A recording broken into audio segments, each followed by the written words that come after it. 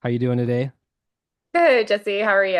I'm doing well. This is my friend Courtney. We met in Costa Rica at Rythmia roughly about 9 weeks ago. She's here to tell her story, and I'm here to ask some questions. So as we get started here, Courtney, just tell us a little bit about your journey before finding Rythmia and how you got there. So my journey before finding Rythmia, I think, is a long one, just like anybody else's. Kind of a lifelong battle of depression, anxiety. Had a super successful career, relationship, but it was pretty toxic, and finding myself in those same patterns over and over and over again. And then, I kind of started my journey slowly. I started doing sound healing sessions, like sound baths. Um, and I would say that that's what kind of led me into it, because if you would have told me a year ago Courtney would be in the middle of the jungle doing ayahuasca, I had been like, no way, dude." That was just so far beyond my comfort zone, the my reality of what I thought. But just slowly over time, I started to realize, the antidepressants don't work for me. The anti-anxiety, like, things are still coming up in life. I, did therapy 2 to 3 times a week for years on end, and I'm still staying stuck in a loop. It's good to have somebody to talk to, but there's no major breakthroughs or changing really happening. There's something much deeper, and I knew that there was, that I needed to explore. And the only way I thought that that was possible, and that turned to be true, was through my experience with ayahuasca. So with your journey and getting there now, you were just telling me beforehand, and I just found this out on the fly that you had gone roughly about 2 months before our time that we went in March. Maybe it's 3 months actually. So you're at this point, you were doing some sound baths to do some healing. How did that work for you? The sound baths were great, because I've tried yoga. I have a really hard time getting out of my own head and Yeah. really truly relaxing, meditating. Sound therapy really seemed to be able to help me have a little bit more of that unconscious connection there, and release from my conscious, but not to the extent that I needed. So I knew there was another step. And my sound healer was actually the one that mentioned, "Have you heard of ayahuasca?" Okay. And I was like, "No, what's that?" And she's like, "Oh, it's a plant-based thing." And I was like, "Oh, okay. So this is something like we go in the middle of the jungle and trip. Like, what are you talking about?" Yeah. And so, with my studying psychology and learning the things that I have, I really started to dig in and do some research. And I've heard a lot of testimonials from people, but then I also did the more clinical psychology side. I, read books on neuroplasticity and DMT, and so it really led me. I was at a point in life when I made my first journey that there's things that I need to deal with that I can't seem to completely deal with, that have made me who I am, for good, bad, or otherwise, but are also dictating the decisions that I make in life. And some of those decisions become patterns, and patterns that keep repeating themselves. And I was aware of them through therapy, but I couldn't seem to break the cycle or completely change that. So it was the way I'm wired, you hear people say. So that, and I knew, for me, it was the timing. My first round was right after Christmas. I went to Rythmia over New Year's. I had a break from school. It just, the timing ended up being perfect. So that's the week that I chose. Okay. So during that week, you was it very similar to the week that we experienced a few months No, later? it Okay. was completely different. Interesting. Interesting. Um, my first go around, I had a lot of visions, like a lot of visions. Okay. I lost my dad. It was 3 years ago this March. And I never really got to grieve his death. I was running around like crazy. I basically renovated his whole house. I saw what was coming with the housing market, that I needed to get it done. Then I went off to Europe. Then I got a puppy. Then I got sick. Then my boyfriend at the time broke up with it. Like, so many things happened that I didn't ever really get a chance to grieve or process my father's death. Yeah. And that was a very volatile relationship as well. So it was really important for me to get closure Yeah. because I didn't talk to my dad for the last 8 months of his life. I had to set a pretty firm boundary to protect myself. And with my first experience, I really got to heal a lot of that. I found closure. I got to see my dad. I got to talk to him. And I will say for the first time ever in my life, walking out of the Maloka, for me, my last night was a Wednesday night. So there's 4 nights on, the ayahuasca journey typically, and the fourth night is the yahe. However, I was on my moon, quote unquote, what they call.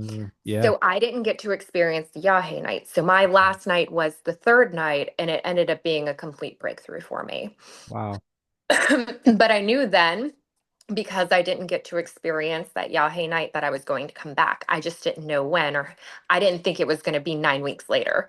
Um, Okay. Okay. So the first time you went, you didn't get Yahe night. The second time you went, you got Yahe night. yes, Oh my which is a goodness. whole nother level Yeah. of Yeah. experience. And we'll get to that because that night, that is absolutely profound, that night. It's something that will always be in my memory for Yes. the rest of my life, 100%. So, okay. Yeah. You One thing that you had mentioned is the up and down relationship with your father going into that experience the first time. Were you expecting to confront those demons or those thoughts that week? Were you thinking that you were gonna have some sort of breakthrough with the relationship with your dad that first week, or was that something that came out of the blue to you?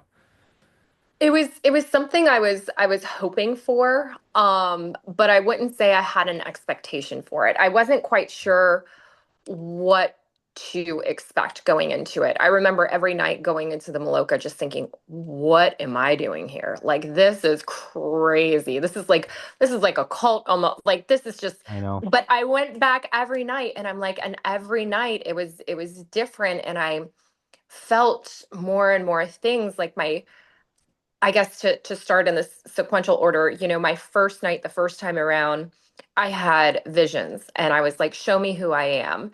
And for me, my previous partner was very wealthy. And here I am, like almost like an animated character in my little convertible with all my Louis Vuitton and my Chanel things. But I go home all by myself to an empty house, and it goes into a closet that I don't share with anybody.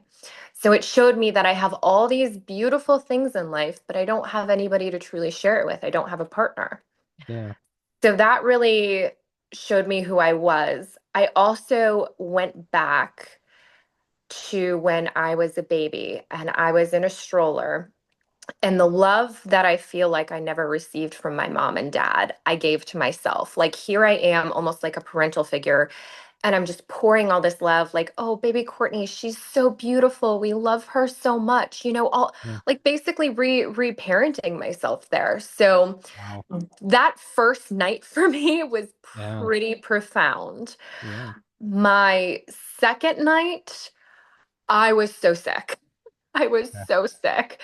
And I just kept thinking, I sat up in my bed, and somebody was there before the tears even started rolling down my face. Like they knew it was coming, and I'm just crying, and they're like, and I'm just like, I feel like such a failure. I can't keep the medicine down, and I'm ruining this experience because I can't seem to hold it in. And they're like, where have you felt this way before? Do you feel? And I'm like, Yeah. Right. yeah, I think if I don't do everything quote unquote perfectly, that I'm a complete failure, that I've just ruined it all. Like there's and so that was the lesson that it taught me, is that you're going to go through these different ebbs and flows in life, and you're not always going to be perfect. You're not always going to get it right, but that doesn't mean that you're not still getting an experience from that, that you're not still learning or healing or growing. So that was my second night. Okay. And then my third night for the first time around is when I saw my dad. And I got to speak with him, and it wasn't a long conversation, but he said he forgives me and I forgive him, and like I embraced him. Like we hugged, and Mhm. it was as real as, this house above my head. Yeah, it was just, Yeah. it was like nothing I had ever experienced. And I feel like, and he told me how proud he was of me. And He also had mentioned the relationship that I was in that's kind of been on and off for years was not the right one, and he wants the best for me and to take care of my grandmother because his mother's still alive and she's just turned 90. So it was but what really hit me was when I walked out of the Maloka that night and I was still quote unquote drunk on the medicine. I needed some help. And they just put me in the grass for a minute and I just stood up and it had been kind of overcast a couple nights before because we actually had some rain and it was one of the clearest nights. And I just looked up at the stars Yeah. and I could feel my feet in the grass and I was like I was completely connected with the earth and with the sky at the same time. And I was just like, this is what peace feels like. I've never known peace. My entire life has been chaos Yeah. from the time I was even in the womb. So it's just Right. that feeling I can't even describe you. It's hard to say for somebody that hasn't experienced it, but that feeling of peace and joy and just I've always been a thankful person, but I don't think I've ever known true gratitude until that night. Yeah. It's funny. I think the best way that I can put it into words is we're told that the world is spinning and we're moving through the universe at this speed. And it almost feels like we have this expectation for ourselves to move at that same speed just to keep up with the universe. But when you're able just to sit there and look around and just be thankful for everything that's around you, the people that are in your life, the place that you're in, and also pair that with forgiveness of people of other people that you've had to, struggle with, it's a moment of clarity, and it's an extremely profound moment. I'm gonna touch on something that you mentioned about the first night. You had mentioned you have all these nice things. You go in this closet, you're unable to share it with anybody, and um, you didn't have that partner to share it with. And I had a big revelation when I was in Costa Rica myself. Is when we were driving to Rythmia on that highway, you notice you look around and you look at the houses that are sheet metal homes, and in America we would look around and say, well, that's like extreme poverty, right? But I think a lot about what we have in America, and I'm very thankful for everything that we have in America. But at the same time, we Costa Ricans, that culture doesn't, they have a medical system that is um like the lifespans in Costa Rica, the blue zones, everybody lives to a very, very old age. Everyone's extremely healthy. They don't deal with the same type of health issues that America deals with, whether it's what we put in our food, the way that we farm things, and then, but we have these big homes, but we're not able to enjoy these things as much because not all of us are always healthy and we're always struggling with some sort of medical issue. And it comes with all the materials and everything. And then you look at people that are in Costa Rica that don't have much, but because they're eating well, because they're able to take care of themselves, they're able to live a longer life. And maybe part of that is like the gratitude and being thankful for everything you have and not taking anything for granted. But at the same time, it was like a really big call out for me, and it really made me second guess decisions going forward about buying things that seem frivolous to me. Like, for instance, I'm just going to have a car that I can just pay cash for that's cheap so I don't have to have a car payment anymore. I don't, if I'm able to drive myself somewhere, I don't need it. I don't need it as a status thing. I just need something that's reliable, so Yeah. um it, I relate a lot to what you're saying about that first night for sure. Do you think that that conversation that you had with your dad, that final night, was kind of encompassing of the 8 months that you guys left out, or do you think it was even further than that? Just to kind of cover those bases. Did he give you what? Obviously, you said you had closure, so he must have given you what you needed to kind of end the chapter on a happy note. But do you think that that conversation was everything that was stuck in your head that you were just never able to get out of you? It was me, I'm just curious by nature and I have to know the truth. And I didn't know everything because we didn't speak. So for me, I would say one of the most profound things was being able to have that closure with him, just that final conversation. And I know it's not final because my beliefs and I know we're going to talk again and I'll Yeah. see him when I leave this earthly body. But it's going to sound a little weird, but I went into his body that night before we had that conversation, and I lived the last 8 months of his life as him, and I saw and felt everything he went through. My father was an alcoholic, and he ended up dying of cirrhosis and stage 3 chronic kidney disease. And I did not know about the kidney disease. I knew he was going to drink himself to death, but I didn't know the time frame or anything like that. I was just like, you got to get help. You got to get help. Um, so for me, like, I felt his pain. Like, I remember sitting as him in his body on the back porch of our couch, or the back step of our porch there, and drinking a bottle of vodka and just sobbing the loneliness that he felt because everybody had left his life. Mhm. Everybody. Yeah. It was just, and that level of loneliness is something I can say that I've personally felt myself. And it kind of shifted to, for me, of that's not how I want to live. And I'll go more into that later when we talk about my second ayahuasca journey Okay. that you were with me for. Yeah. But just, I guess one of the biggest things for me in Costa Rica was I do a lot on my own, was having a community there. These are strangers, and I don't trust anybody. Yeah. But the level of trust that you have with the people that you go into this experience, especially after the first night, is undeniable. It's a family, it's a bond, it's something that's unbreakable because we're all there for a reason. Yeah. We all may have different reasons and different experiences, but the level of compassion and love, I I had never truly experienced that either, and that was that was really profound for me. So when you finished that experience, did you said you stayed in Costa Rica for 2 weeks after Rythmia. Was that for the first time or the second time? No, for the first time it was a little less than a week. I did spend a little extra time down there, and there was people from the group that ended up staying, so we connected, so I wasn't completely alone. But the day before I was supposed to come home, the man that I was with, because again, this was over New Year's, um, told me that he happened to meet somebody right before he left for his family trip to the British Virgin Islands, Mhm. and ended up taking her down there with him and his entire family and being intimate with her. And it crushed my soul because my whole time at Rythmia, that was in the back of my mind. And we had FaceTime a couple times. And I just felt like something was off. He'd always FaceTime me in private, he would never do it in the house. And I just asked him, I said, if you're not alone, please tell me now. Please tell me now. No, no, babe, no. So that level of feeling of like lying and betrayal, Yeah. especially coming out of that experience where I was feeling so good about myself and I was feeling confident, Yeah. That's a crusher. and I was so you're so vulnerable for Yeah. so long after this. I mean, it's Right. to explain it to somebody that's never done this, it's like, you know, coming out of rehab. I've never been to rehab, but when you, or if you've experienced a loved one coming out of rehab, they are so vulnerable after that experience.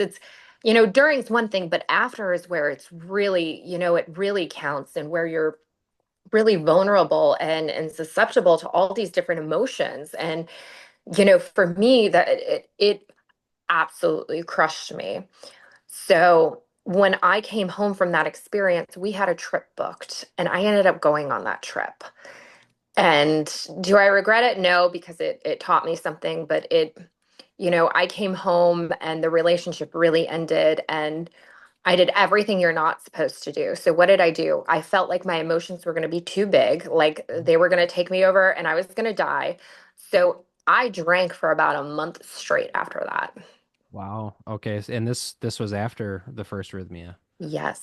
And rightfully so in some ways. And I look at ayahuasca as this it's larger than life in so many ways because I feel like it does things once you do it, it feels like nothing's a coincidence, and that there are things that happen outside of the ceremony that are like little tests that the universe is providing you and how are you going to handle it. And for me personally, when I got back my second or third day, I had received some legal stuff in the mail trying to bring me back to court for some things. And, I was the same way. I was, 3 days back, and you know how you are for the first 3 to 5 days. You're like on top of the world, everything's great. And then you have something that punches you right in the gut. And it's all about how are you going to handle it? And for you, your situation's a much more extreme than mine because it sounds like you were kind of blindsided by this a little bit. And for somebody to be dishonest like that, especially when you're off trying to fix yourself, I imagine has to be really tough. So, Yeah. so you drank for a month straight. That was probably January into February, I would assume. Yes. At what point did you then decide, okay, I need to go back? I knew something had to change. Otherwise, I've always been super strong. I've overindulged in alcohol in times, like I think many people have that I've ever drank, but I've never been an alcoholic. I've always been able to like, oh, okay, I'll party this weekend, but I'm good. I literally thought to myself, I am going to end up like my dad. If I do like I need to do something, and it's like I don't need to go to rehab. There's something else. And so I was like, I had already paid for another trip to Rythmia. I just, you can pay for it and decide to book it between now and 20 years from now or something. So, Oh, okay, I get it. yeah, I thought about it and I was like, I have to go back sooner rather than later. And so again, I'm back in school too. So I ended up having to drop one class because I could apparently function as it was. So, trying to work full time, go to school full time and process this it just I was so I couldn't do it. So, um I was going to have a week break from school and it happened to be that week in March that the Yahe night going right after midnight into Friday is the date my father died. Wow. And it was also what the blood moon, I think, that Yeah, it night was for the Yah. So yeah, and the eclipse. the eclipse, yes. So Holy shit. everything just Oh my lined God. up. I knew I was calling me. Like it Yeah. wasn't like, oh, I'm gonna go back and do this. Yahweh talked to me and said, this is when you're going back. And like it's like here's all these things that are adding up. So I was like, this is it. I got online in February. I booked my flights. I was like, yep, this is what I'm doing. I was like, if something does not change, I am not going to live to next year. Like I felt that in my bones. Wow. That's incredible. So you ended up booking it. That was the week that you didn't have school. We get there the first day. And so were the classes pretty similar to what you experienced the first time? Yes. Okay. Yes. Okay. Yep. So you knew you had an idea, you thought going into night one, night two, night three of what you were going to go through, Hmm. although you were going to be processing maybe some different emotions or maybe kind of processing how to navigate drinking and doing it in a way that doesn't harm yourself. Myself, I was going into that, navigating drug addiction personally. So I understand the addiction part of it for sure. And I know you said you weren't technically an alcoholic, but when you went into that first night then of the week that you were there in March with myself and Group 407, what what was different the first night? Well, compared to my first time there, where I had all these visions and it was Yeah. animated and it was, I worked through some stuff, but it was light. It felt, light. And I think that's what I needed the first time around to surrender to the medicine, being such a control freak. So clearly I had expectations going into this of thinking it's going to be similar. Yeah. In my first time around, I didn't purge, but one time, maybe a little bit right at the very end. Like I did 4 cups my first time around. This second time around, I think I did technically maybe 3 or 4 cups, but I purged the second one. I could not. I was having trouble keeping that medicine down.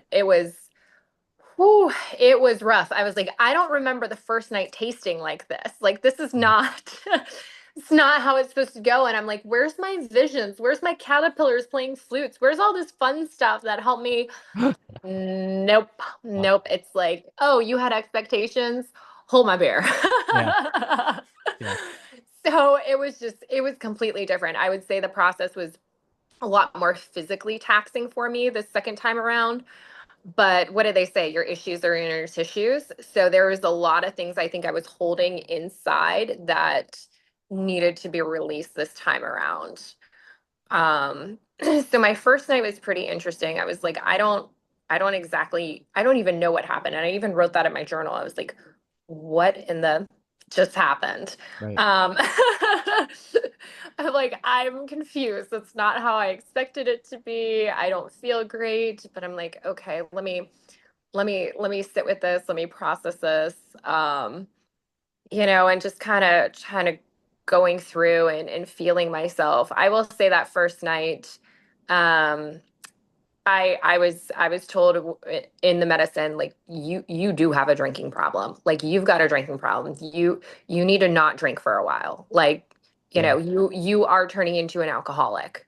And I was like, oh my God. And that's like my biggest fear of turning into my dad and ending up like him. So it's like she was real with me, and I did not like to hear that. I mean, I'm not gonna lie. Who wants to hear like you've got an alcohol problem? I'm like, no, I don't. No, I'm fine. I'm fine. Yeah, I got a little carried away. Oh, no, now, no. Okay, let's not lie to yourself. We oftentimes do lie to ourselves when we're in the midst of an issue like that. You believe from your own perspective, not an outside perspective, that you are managing it correctly and you're still functioning at a high level, when in reality, if you pull yourself apart from that habit, you see the difference in maybe reactions that you get from other people, and then maybe when you reflect, you think to yourself, I got much more positive reactions to people when I was on top of my game rather than being strung out from a bender the night before, or anything like that. You can still, wake up in the morning and drink your coffee and take a shower and throw your hair up and make it seem like everything's fine, but there's definitely something that affects your interactions throughout the day, as well as your relationships, that you just don't even realize. I understand that from my own experience. So night one, were you having consultations more so rather than visions then? Were you kind of talking back and forth with yourself? Yeah, it was with Okay. myself. It wasn't like Yeah. a high, it was like me talking to myself, but it wasn't me, if that, Yeah. makes sense. It's Yes. like, you got to get this, under control. Like, Mhm. this is not good. Um, and also the depression, like and of course, alcohol is a depressant too, so that doesn't help. But what I was doing is I was avoiding my emotion. I was like, I did not trust myself to be able to handle the emotions that came out of that relationship fallout and everything that happened. So what did I do? I turned to alcohol to avoid that, because when, the first drink or two, you start feeling pretty good. And then you're just sitting on the couch, you're watching Netflix or scrolling on your phone. You're not getting into your feelings. And then of course you do later on, because you get a good buzz enough to, oh, you cry and you do this and that, but you're really not processing anything. You're Yeah. just Yeah. you're a mess, you're a train wreck. And then it's like, oh my gosh. And doing that day after day after day, it's just, that wears on you too. And just, but it was almost like, I've always been able to stop. If I'm like, oh, I'm only gonna have one glass of wine, I'm gonna do it. I got to a point where I was like, I can't stop. Like, Mhm. I was on a downward spiral. I thought, like, my life is over. And granted, we were together 5 years. We weren't married, but it's almost like we were married. We've got a lot of financial entanglement. And I lived a different life too, from private planes and yachts. And I came from the country. Like, I was like, in a fairy tale, and I was Mhm. living this dream life, which was amazing. But I was also with a partner that was severely avoidant, which I turned anxious. And it just, I didn't really have a true partner in the sense of the emotional aspect. The financial, I never had to worry about anything, Yeah. which I know a lot of people would love too. But again, there's, my dad's funeral, the day after, he left me. Whenever, like, not left me in the relationship, but everybody's leaving. He's like, oh, I got to go see my son in California. I'm like, he was just here. Like, why do you have to run off right now? I really need you here this week because everybody's leaving, and this is when I really get into it. And it's like he couldn't deal with it. He couldn't be there for me. Looking back and then looking forward when you're looking for a new relationship, is that definitely something that you're going to look into as somebody that is more present? So yes, and it's something I've already found actually. So Okay. Well, that's good. I will say since I got back from my last Rythmia trip, my world has been flipped upside down in a beautiful, crazy way. Was planning on just being single for a while, doing my own thing. I was fine with it. I met somebody as soon as I came back. Wonderful human being, and I've even talked with my therapist. Very secure attachment style. I can talk to about anything. Isn't anxious, isn't avoidant. Allows me space when I need it. Just and somebody who's very decisive and not afraid of commitment, and just something I've never experienced before. Yeah. But also what I'm struggling with now is I'm like, okay, but there's something missing. You know what's missing? The chaos, the high from the inconsistency. The highs are high and the lows are lows. Like it's here. And I'm like, okay, it almost seems kind of boring at sometimes. And just Yeah. now that my nervous system is rewiring itself, like I am programmed to be with a toxic person, that Mhm. I am programmed to believe that, or I would say I was programmed to believe. I am no longer programmed that way, to think that I am not worthy of love as I am, that love is something that I have to earn. I have to be perfect. I have to go above and beyond. I have to, do everything I can and give every part of me till there's nothing left to be worthy of love. And that being with somebody now where that is not the case is so unfamiliar to me. I wouldn't even say it's scary. I'm more like, what's missing here? My nervous system isn't being triggered. I'm Yeah. not constantly on edge. And it's like, I think one of the things you don't talk about is like having to adjust to live without the anxiety now. That the anxiety is gone, the depression's gone. And granted, you have good days and bad days, but in general, it's like you almost don't know how to function now because you've lived that way your entire life. Yeah. Yeah. It sounds like from your childhood on to the relationship, there was a pattern, as you mentioned earlier. Yes. How do you cope, or how do you deal with those times when things seem like they're going too well and you almost are in the mode of maybe self-sabotage because like you're saying, you're kind of wired for that chaos or that high or that low, and maybe you're not intentionally creating that disruption, but subconsciously you are, whether it's inside your head or in interactions with your partner.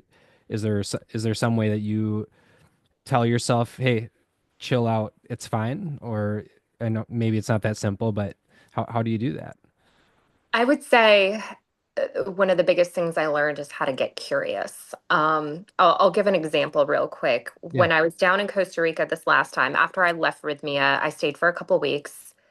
My ex's assistant called me. She's almost like a second mom to me. Her and I are very close.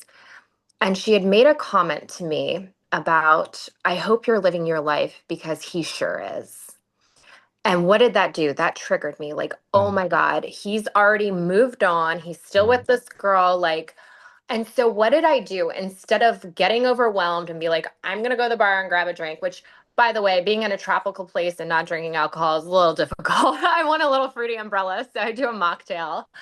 Um, so I got myself in a safe space. I like to drive in the car, and I rolled the Okay. windows down and let Yeah. all that dirt from the damn roads inside my car. Yeah. But I was like, let me get curious about this. How is this not about me? And I'm like, okay, what is this making me feel? Makes me feel sad. It makes me feel anxious. It makes me feel like he never loved me. Like I'm not worthy of love. I'm not going to find anybody. And so I was like, okay, well, where does that come from? And I'm like, okay, it comes from childhood and this is how I feel. And I was like, well, how can I make this not about me for a second? Like removing myself. And then, and this is probably like an hour, 2 hour long process of driving. And I'm just really getting curious about the root of Yeah. this, but Right. not just about me, but making it about him. Like, it has nothing to do with how much he loves me or whether or not he misses me. Because I mean, I do know he does. It is about his own personality issues and how he deals with things. This is not about me and about me not being unlovable or unworthy. This is how this person deals with things. And so that really helped me. And granted, I had about 24 hours where I still felt sad and anxious, but I let those emotions in and I let myself process them and get curious about them. And then they dissipated. It didn't kill me. It didn't, it didn't completely take me over like I was afraid it was going to before. So I would say approaching things in life that way now, when I start feeling a certain way where strong emotion comes up, is asking myself, where is this coming from and why?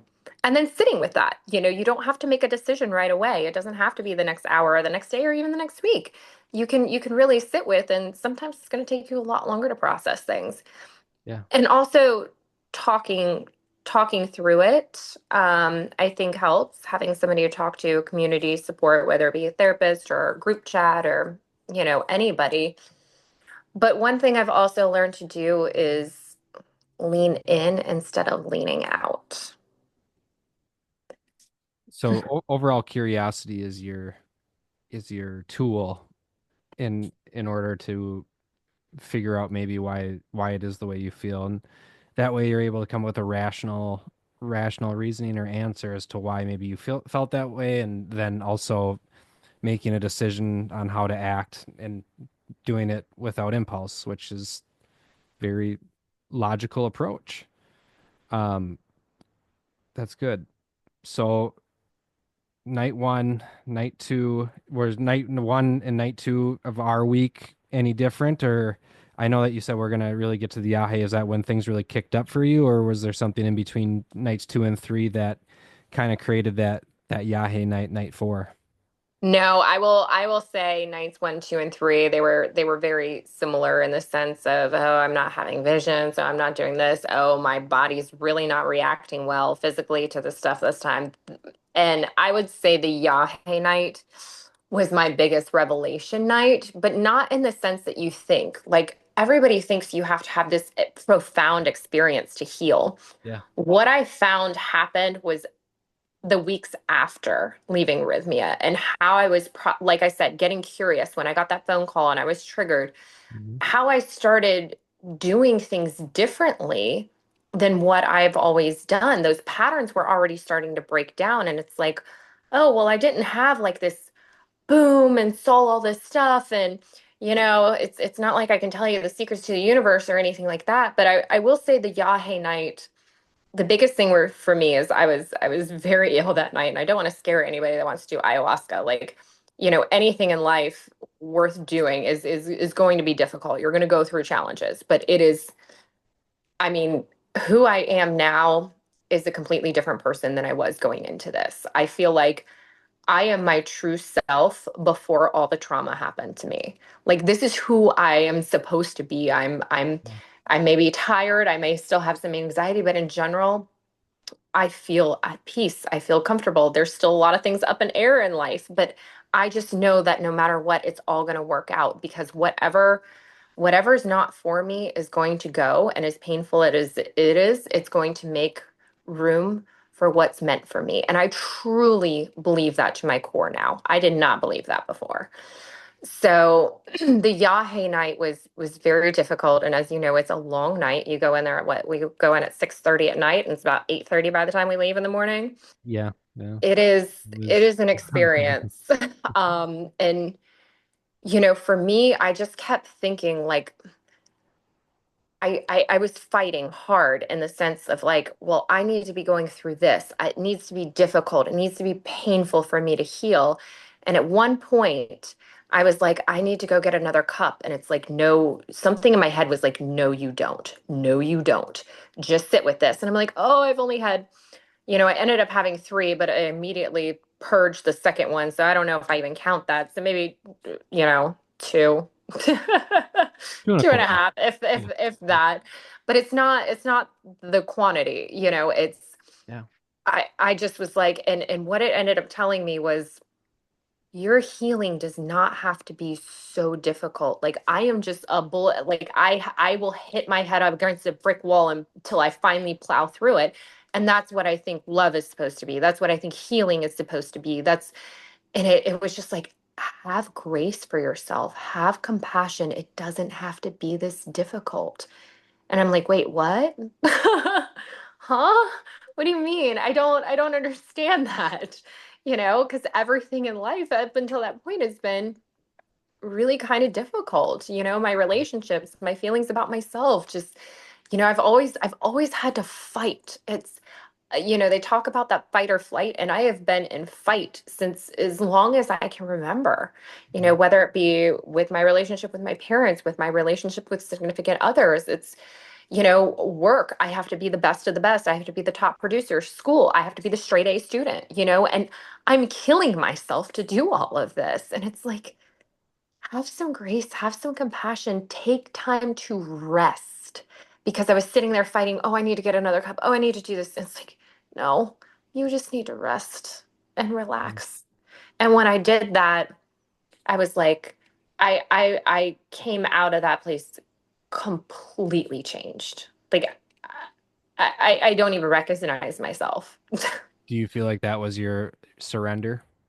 I feel like that was my surrender. Yeah, that's super powerful. You had mentioned earlier about taking time to really think through things before acting on it. On that Yahé night, I had a moment myself. You know those bracelets that we received that had the three colors in the middle and then the white, like the white four beads on each side? Yeah, yeah. Yeah. Yeah. So when I was wearing that night, unfortunately mine broke. I actually have it in front of me. I'm gonna fix it. But the three beads in the middle were my three children. And Yeah. then the three or four white beads on the right were the people in my life that I love. And then the four white beads on the left were the people that I needed to forgive. And I could think of the first three, and there was two white beads left. And if you saw me at all on any of those nights, like two of the four nights, I was sitting next to the fire for, I don't know, the whole time. And I'm just sitting there and I'm watching the volunteers go in and scoop up the coals and bring it around the Maloka and just kind of watching those actions. And I'm thinking to myself, who are these last two white beads? And keep in mind at this point on the fourth night, I haven't purged it all yet. I was just constant consultations and I only had a half cup. I It's all I needed. Yeah. Wow. Yeah. Yeah. And I'll get into that in just a sec too, but it felt like 3 or 4 hours of just sitting there and thinking, who are these final two? And then I thought of who it was. And as soon as it came, I immediately purged, right as their names came to my mind, immediately. And after that was a really big breakthrough for me because I think that was something that I was hiding inside of myself, my resentment or my displeasure with those two people. And it was not only for selfish reasons, but it was the parents of somebody that I really cared about that were very abusive towards that friend of mine, and they had an impact in my life too in another way, but it was never a positive way. It was always there was always animosity. So those two names came to me, and I immediately purged, and it was the biggest relief I had felt. And a little bit later, I end up walking back in the Maloka, and if you've heard other episodes, I've talked about it, about how I was blind for an hour and then I was deaf for Wow. an hour, right? And when I got done, one of the volunteers, Shane, he came up to me. He goes, "They're doing last call. Do you want another cup?" And I thought to myself, and keep in mind, at this point, I'm an addict, or at least that's who I had become. And he says, "Okay, last call." And I said, I don't need another cup. Like, I'm good." And for the first time in my life, I said no to something. Mm. And at the time, I thought I drank one full cup. But when I got back, because the whole night I was outside just walking back and forth talking to myself, and then sitting next to the fire, probably looked like a crazy person. But when we all got done, it came light out. I looked at the cup, and the shaman was speaking at the end, and I looked in there and it was still half full. And I was like, oh my goodness, did I only just drink a half? And it was a really big breakthrough for me in many ways. I was in control of my life for the first time. I had some different perspectives, and then I also confronted something that was deep down that I never dealt with directly. And that's kind of where this whole addiction, alcoholism, drugs thing comes from is we try to numb ourselves and escape reality.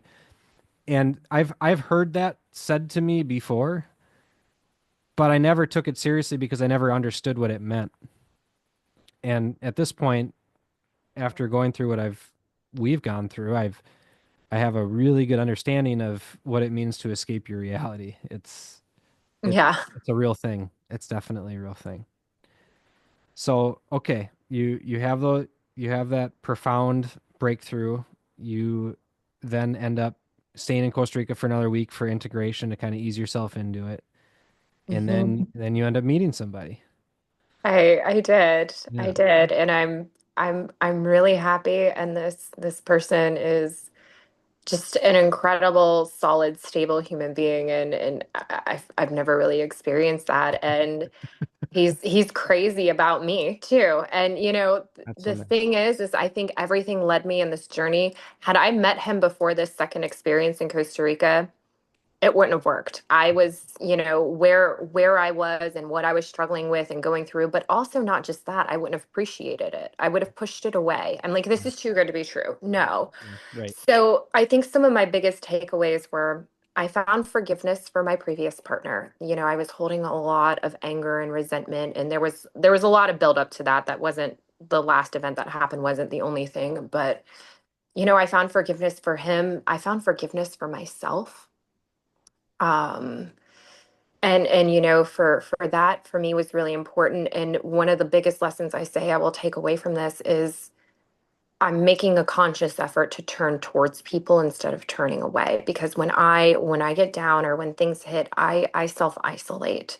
And then that's a way it's very easily to become self destructive when you self isolate because you turn away from people. Yeah.